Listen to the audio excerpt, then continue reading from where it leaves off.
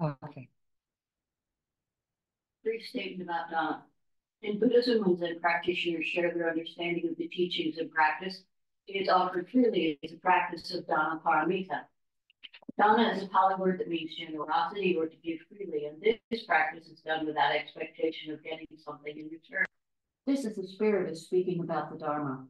Other ways to practice Dana is to offer support to those who share the teachings, to support places of spiritual practice, and to give without judgment or expectation when opportunity arises. Those who share the teachings at Great Tree do so on a Dana basis. Please support their practice by giving what you can. If you'd like to give to Great Tree, go to greattreetemple.org and follow the donate path. So this morning's speaker is the Reverend Teijo Munnich. Precepts. Avoid thinking of the precepts as rules that regulate behavior, but instead as invitations for clarifying the determination to live our lives well. The Reverend Teijo is the abbess and founder of Great Tree, and we'll have her speak now.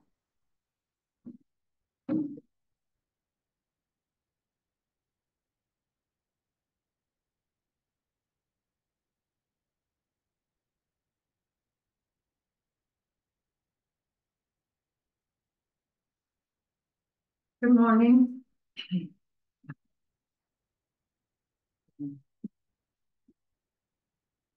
My mind has been a little unfunctional lately. Last week, my sister-in-law died rather unexpectedly. And my brother was married to her for 56 years, so she was kind of like a sister. And it's interesting how your mind keeps wanting to just deal with that when something like this happens. But what's been very interesting, and I talked about this a little bit at Zen Center the other night, is how somehow reading these teachings on the bardo of death, the dying bardo and the death bardo. Bardo means transition. These are Tibetan teachings, and I've been reading to her every day. It's believed, the Tibetan Buddhists believe that there's consciousness until our body completely, I shouldn't say our body, our energy field, which we call our body, until it completely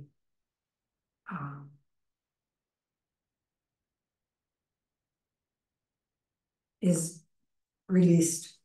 And of course, in Buddhism, that's believed that that's 49 days. So in reading these, somehow this, thinking about the precepts and thinking about this, it sort of presented the precepts to me in a slightly different way. And I was thinking, how can I explain? It feels like so much since I've been looking at these bardos, especially the bardo, the death bardo, where our consciousness is dissipating and our energy is dispersing, and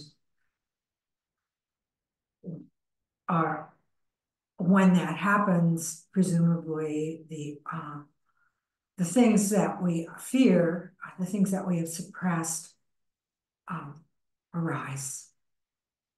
It's like what happens in meditation practice. And in fact, Tibetans say that probably the most important way we can prepare for our death is to meditate. Because in meditation practice, and I've talked about this a lot in the last couple of years, in meditation practice, we put our body into an upright position, upright, as Lorna was saying this morning, upright but not held. learning her Alexander technique lessons very well. But this upright position, and my teacher, Marge Barstow, who was a very famous Alexander technique teacher that studied with Alexander himself, she used to say, do you know, to slouch is very, what did she say? I just had the word, but that's gone back. Inefficient. She said, slouching is an inefficient use of the body. And she said, actually, you create more difficulty, and of course we all know this, by slouching or by not keeping our body in a position or being aware of our body in such a way that we aren't holding it in some way. And a lot of times the way we hold it is in relation to our mental habits. You know, when I used to teach dance to children, I also helped with the afternoon daycare at the school. It was a Montessori elementary school. And a lot of the little children, the preschool children, I was very interested in observing the way that they used their bodies when they were with their parents. Because even at 4 and 5 years old, they were adopting their parents' way of walking and using their bodies. And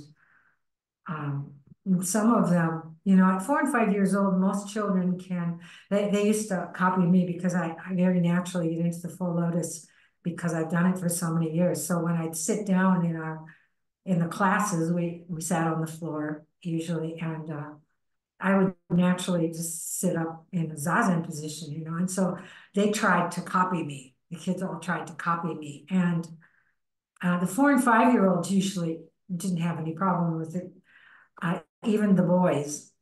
But there were some even 4 year olds that could not cross their legs in that way. They didn't have that freedom in their body. And I've been studying a little Taoist meditation with Jeffrey Yuen, a Taoist priest, and he talks about meditation from the perspective of bringing things down from your upper chakra to help you ground yourself and connect with the earth. And so that's a lot of what happens, you know, happens in our I don't know much about the chakras, but I know kind of where they are. But it happens down in that area called the solar plexus, or like there's lots of different, Dantian has a lot of different names but to put that part of our energy field, our body, in the center of this pyramid, to me always had a kind of an interesting meaning. But also, I feel like that's where we suppress feelings and things. I noticed that quite early when I started meditating, because I was also dancing a lot at the time, but that a lot of fears and things came up when I sat. And so this process of dealing with those fears, recognizing those fears as something that we have actually created, even if we got those fears from our parents, we had to bring them into our own creation of understanding of what life is. So this perception that we have of life it's called ego in Buddhism. We can adhere very much to that because, you know, that what Buddha explains in the Four Noble Truths, what he explains about dukkha is that, you know, it's that feeling of not being grounded, that the reality of impermanence causes us to feel. It makes us want to grasp onto something. And we do it in the spiritual realm as well as in the materialistic realm. And the attachment isn't really to a thing or even to an idea. The attachment is to what dukkha creates in us, that feeling that if we don't attach to something, that we're afraid of what will happen. And I think this is what happens at death. We don't have anything to attach to anymore at the moment of death. And so it just becomes like a blank slate. And so it could bring up a lot of fears. And presumably, according to the Tibetan Buddhists, in that bardo, after we have, after our subtle breath has subsided, that bardo brings up all of our fears. But at that time, unlike in human life, we cannot escape because we're just laying there in our coffin, which is another thing that they suggest you practice as a way of preparing for death is as you're going to sleep at night, imagining that you are in your coffin. Harder to do than you can imagine. I've tried it, and it's pretty difficult. Our mind just goes off somewhere. But I read a book by a young man who had experienced, I think it's called lockdown or something, where your body locks down. He was 12 years old when he got it, and he got sick. And he was fully functional before that. And he ended up, eventually, someone discovered that there was a brain functioning in there and that he could communicate. I think he ended up communicating like blinking his eyes or tapping his finger or something like that. And he was able to write this book through this person. But he talked in this book about what that was like and how your mind could only distract itself so much, and how there's a consciousness of what's going on around you, but you can't interact with it. And the Tibetan teachings, the Tibetan Book of the Dead talks about that. So this really, how this relates to the precepts for me is,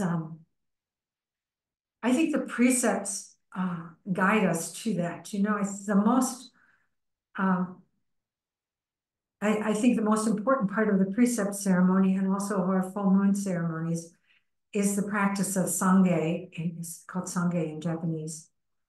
And it means repentance. It's translated as repentance, but it really means recognizing and acknowledging things that we do that create disharmony in our lives and in the lives of all beings that we interact with, create an unharmonious field of energy and attract that kind of disharmony sometimes, or at least attract conflict. And to recognize these ways that we create disharmony, and to stop behaving in ways that create disharmony is not so easy.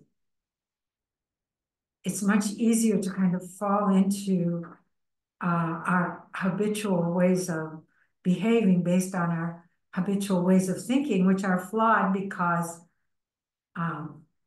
it's not something that, life is not something that we can make a definition of and respond in a methodical or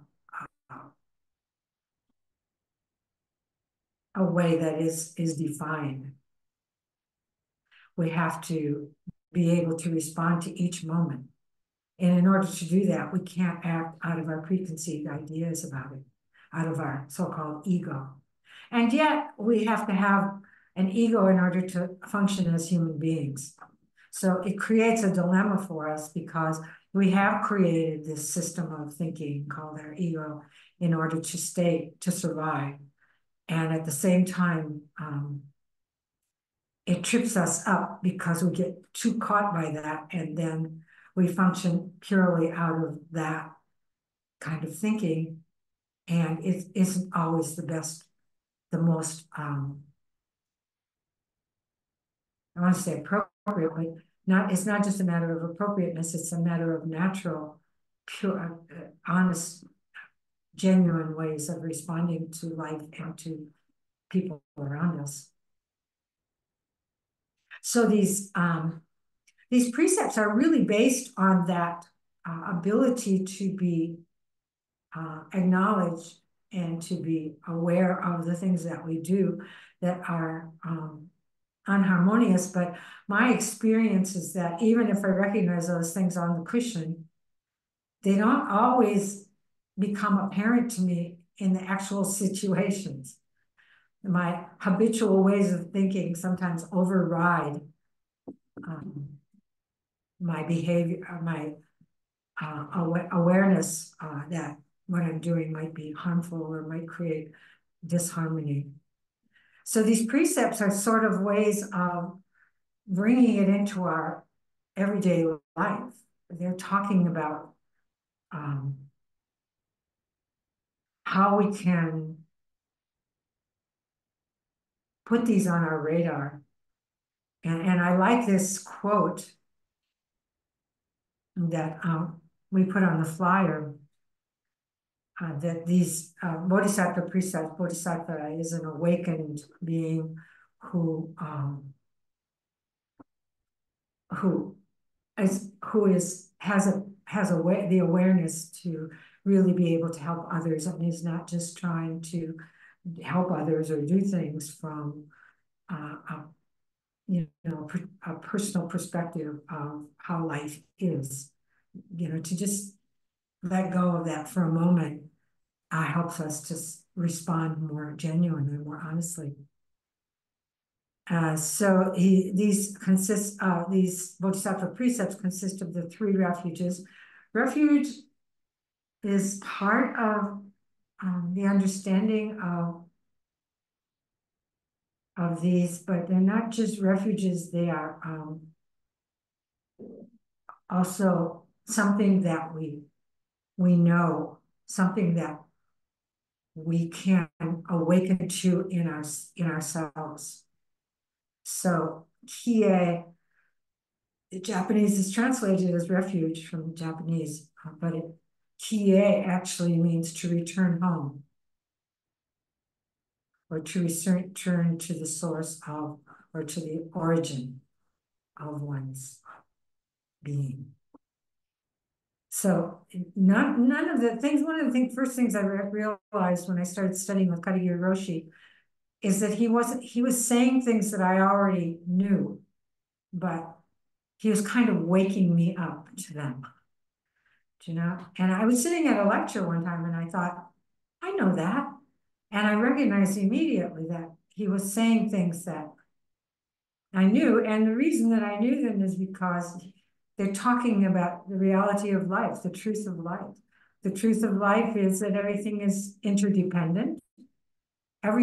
All beings, seen and unseen, are interdependent, and everything is always changing. How can we not know that if we are part of life?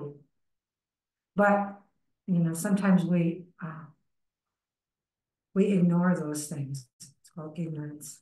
So the 16 Bodhisattva precepts consist of the 3 refuges, the 3 ways of things to return to. Awakened mind, it's called Buddha. Buddha means awakened being. So returning to our own awakening. Sometimes the teacher is seen as the Buddha in that context, because, like I said, Katagiri Roshi awakened me to something that I already knew, but I forgot. And Dharma is things as they are, truth. Sometimes it's called truth. And sometimes the teachings are called Dharma because they're pointing to the truth of life. And Sangha, the community of potatoes bumping up against each other as they're being washed, and knocking off some of the dirt, helping each other to recognize extraneous things that are not helpful and often harmful. So those are the 3 those are the first three Bodhisattva precepts. And the next three are the three pure precepts to avoid evil, it's called evil, or the unwholesome, to do what is wholesome or what is good, and to embrace and benefit all beings, which is really the Bodhisattva vow. And then the 10 grave precepts, or the 10 great precepts, or the 10 prohibitory precepts. They call lots of different things.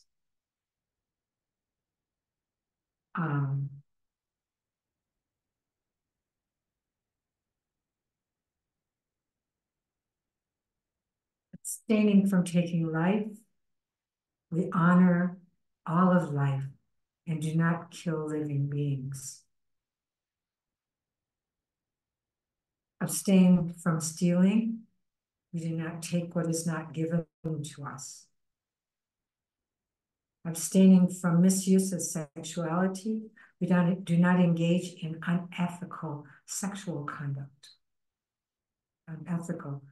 That word to me means things which can create harm to other beings. Abstains from lying. We are truthful. We use truthful words and refrain from lying. Abstains from dealing in intoxicants. We do not abuse intoxicants, including alcohol and drugs. And sometimes it's translated as not selling the wine of delusion.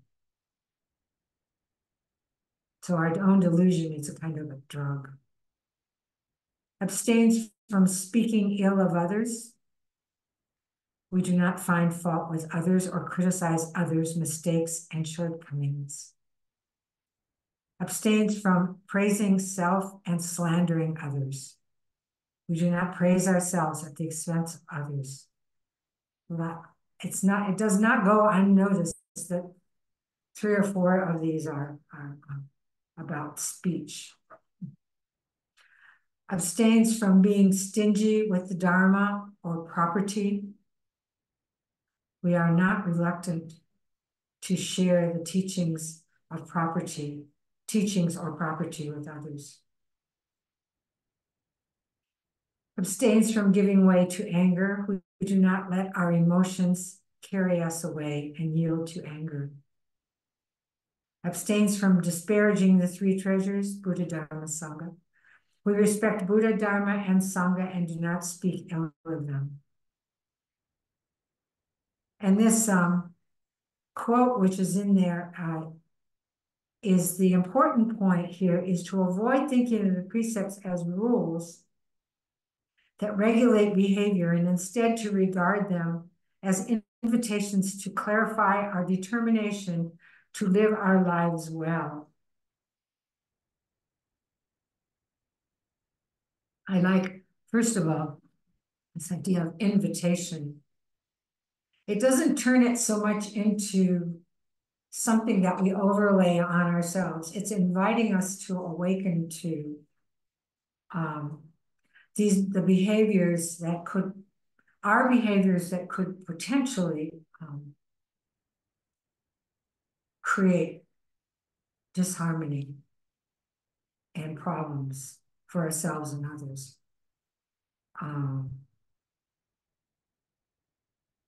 The 3 pure precepts, I've talked about this before.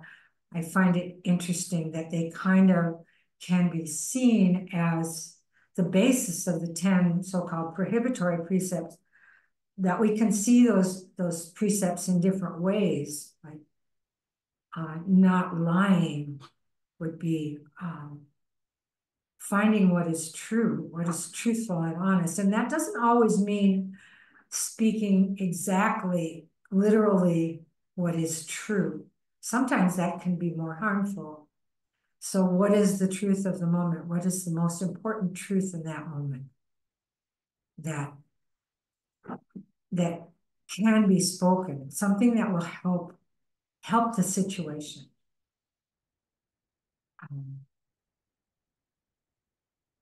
And so that, you know, so we can think of not lying in a negative way, but we can also think of trying to act in ways and speak in ways that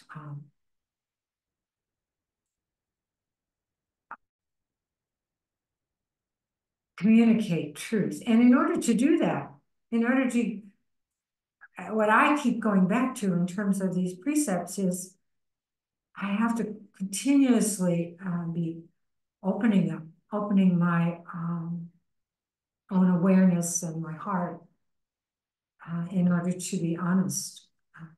Our society, our culture doesn't always teach us how to be honest. Sometimes it teaches us how to be somewhat dishonest in our communications in order to kind of smooth over the situation rather than speaking the truth. But we have to be careful, you know, to speak the truth when it first comes up, especially if it's something that might not be easily absorbed.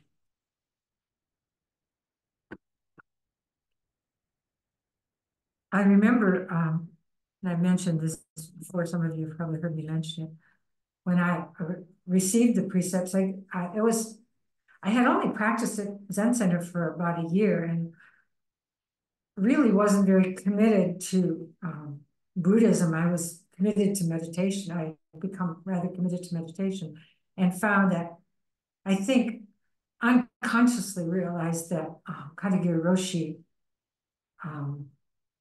helped me somehow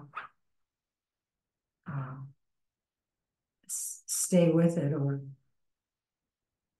understand what needed to be learned from it, even though he didn't say anything. He just sat there with us, you know. He said a lot, but you know, he gave talks, but it wasn't so much what he said as it was how he was. And I think that first of all, we have to learn how to be honest with ourselves. And having these precepts on our radar is, for me, a way of keeping us accountable, keeping ourselves accountable when we act.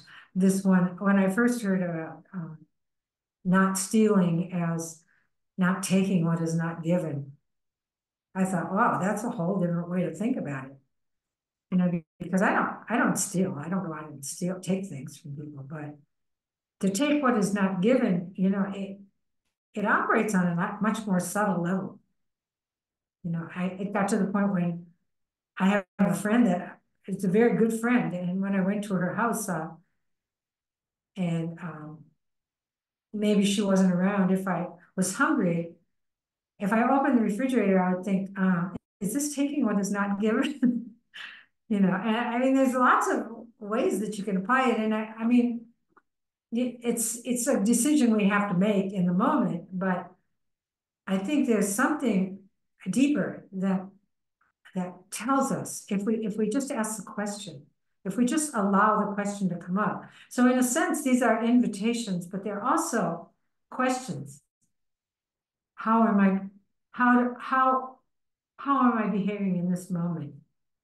And by having these questions available to us, I think we can even feel in our bodies, I'm pointing to my body, when we have a physical reaction to when we are doing something in a dishonest way or an unharmonious way. And we all know, I think from our experience, that if we're really truly honest in a situation, that it can ultimately help the situation. What? It can ultimately,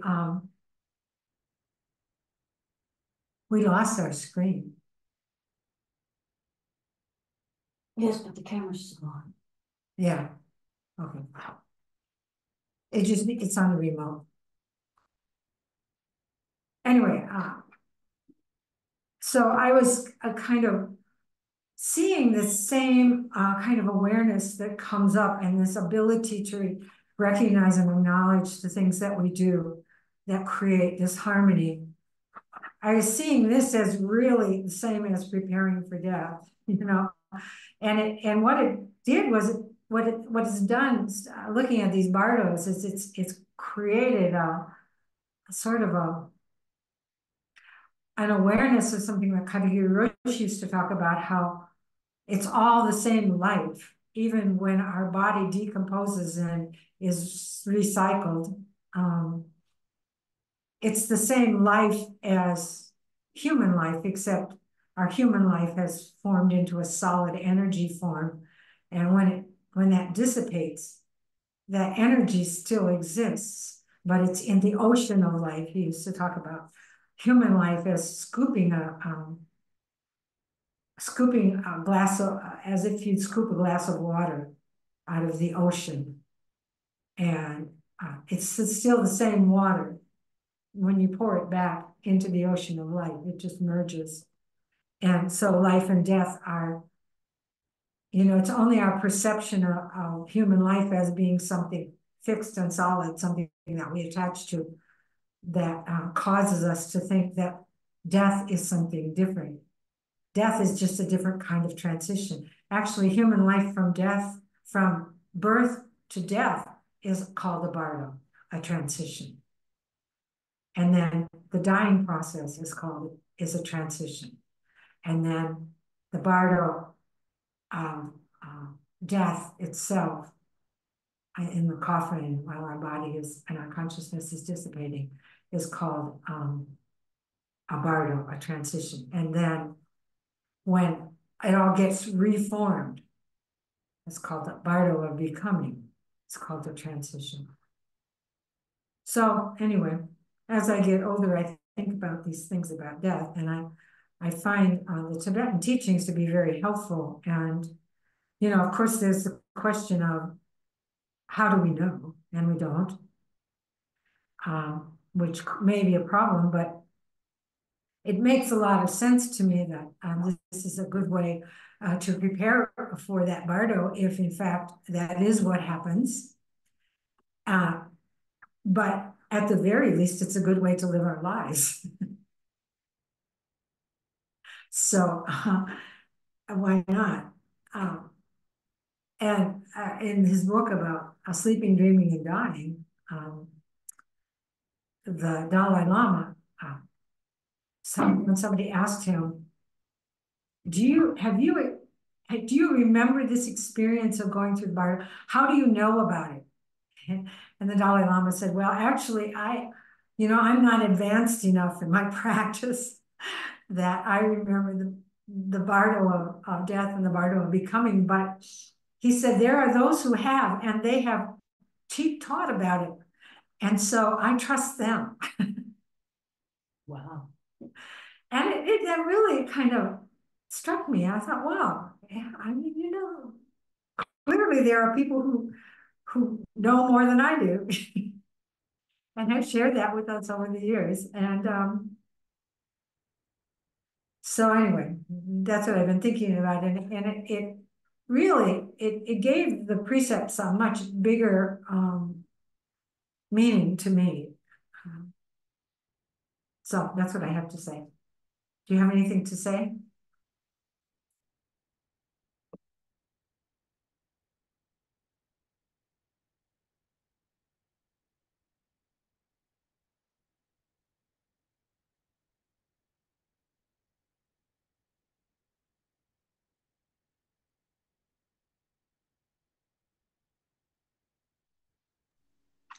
I just wanted to say the way that you talked about the precepts as invitations, which I've heard you do so, you know, often in the past, and it always attracts me, you know, that idea of being invited to do what feels right anyway. That's pretty good.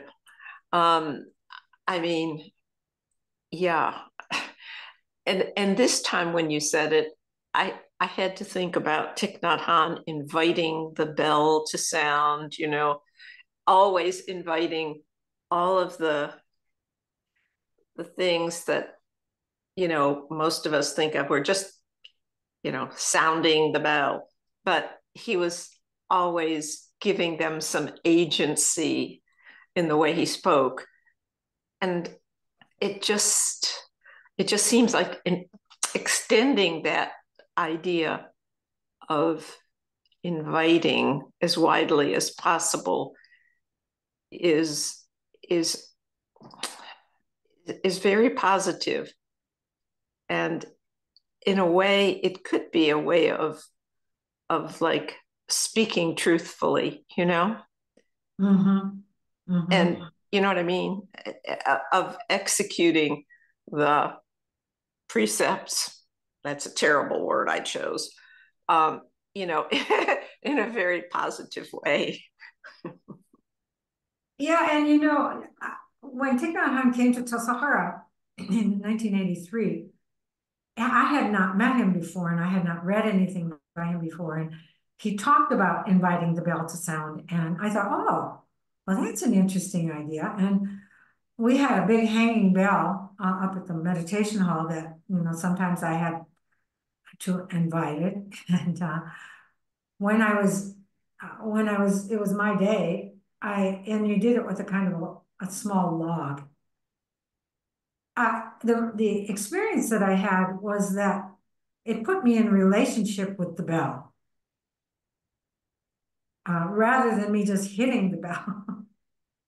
Yeah. That's a different kind of experience. It's that everything is interrelated, and this is a much more constructive kind of way of perceiving that. Yeah. Mm-hmm. And it does put us in that relationship and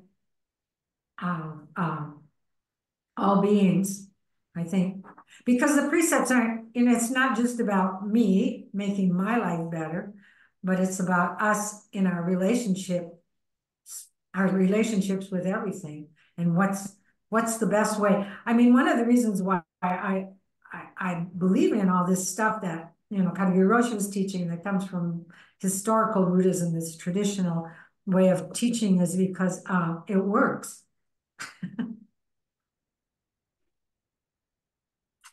Yeah. Thank you. Thank you. Well, Teijo, as someone who is going to accept the precepts this spring, it was interesting to hear you explain the Bodhisattva's relationship to the precepts, that they were invitations. Mm. And then with you and Anne talking about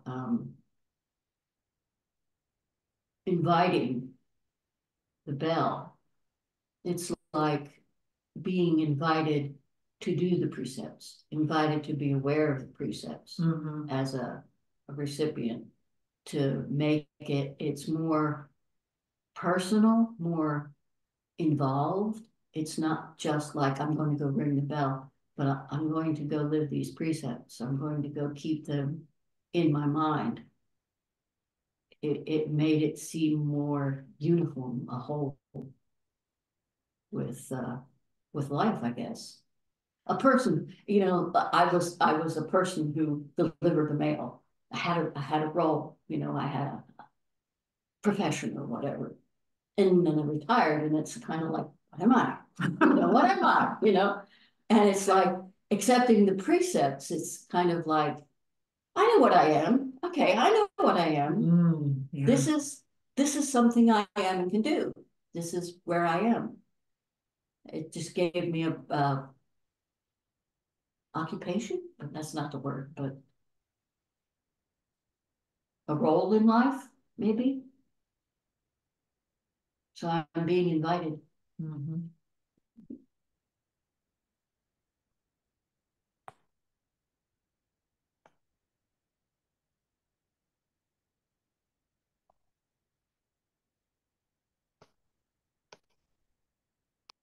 Teijo, can you say a little bit about how the precepts are broken down, starting with the refuges to the pure precepts and then the grave. It almost seems like the refuges set up the relational aspect. Is there a reason that they're ordered in this particular way? I don't know that. I don't know. I mean, I think the three pure precepts directly precede the 10 pure precepts the way that in the order. And I think that's probably, it's because they're the basis of the 10 prohibitory precepts or the 10 grave precepts. But I never thought about the three refuges is developing the relational thing. And I think you probably just answered your own question. Maybe. I hadn't thought of it either till you spoke about it, and the relational aspect has been coming up today. So I mean, first we to recognize that relationship that we are within with our teacher and eventually with ourselves, with our own, whatever it is, our teacher, what helped us to awaken, or what our Sangha helped us to awaken, and what we awaken to. It seems like that relationship is absolutely the foundation for the three pure precepts, which are the foundation for the 10 prohibitory precepts. So yeah, thanks for asking that question and answering it. Sure. Thank you.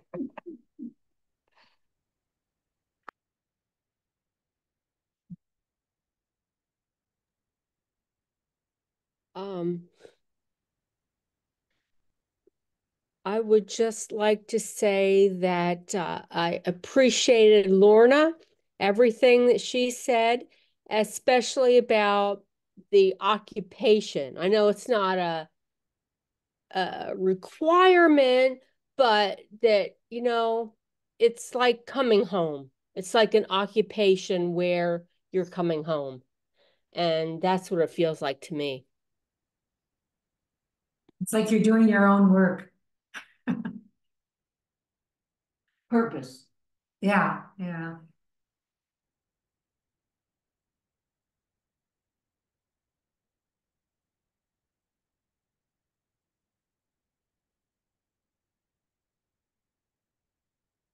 I was also thinking when Lorna was talking about how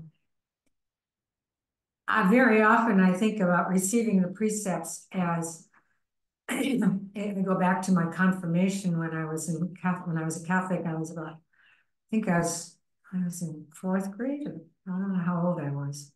I was young, maybe 12. Anyway, I remember thinking, no matter how I went to Catholic school, so I was pretty well prepared. But I remember when it was time for the ceremony, thinking, "Oh, I'm not prepared to. I'm not ready for this."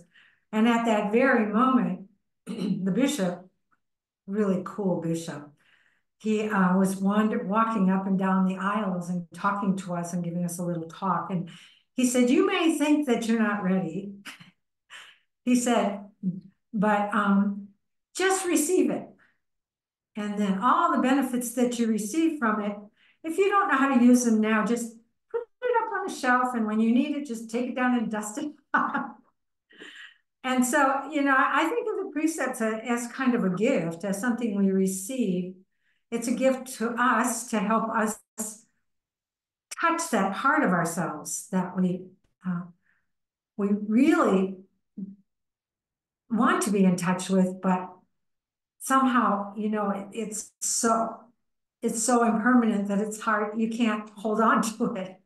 And so it makes it difficult. But to just receive the benefits of, they get on your radar. When you go through that ceremony, there's like, oh, I remember my ceremony. I was like, oh, wait a minute. Am I committing to this? I don't think I can do this. But then I thought, okay, well, I'll just do my best.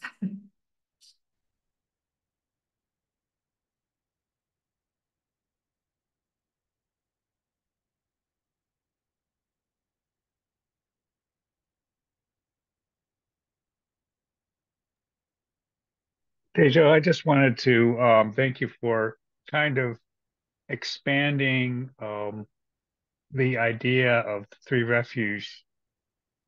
You know, when I was thinking about the three refuges and I was thinking about coming home, but what am I coming home to? And you this morning helped me understand how coming home to Buddha is not just, you know, the idea of this ancient figure, but also the all of the beings who are Buddha. And coming home to the Dharma isn't just the teachings that Buddha has and others have brought down, but also the truth.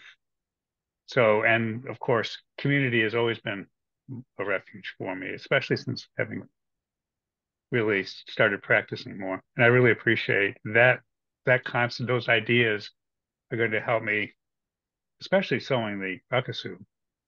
And thank you.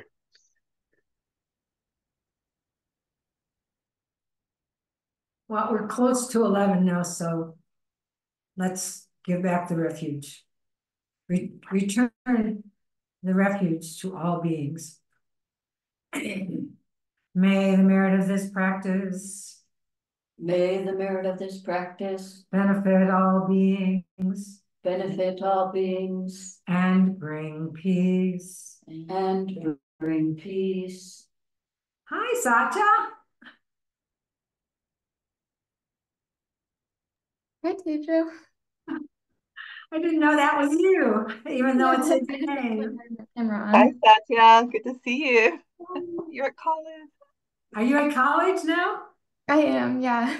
Oh, I'm so glad you came this morning. Yeah, thank you so much for talking. It was wonderful. Thank you. So goodbye, everyone.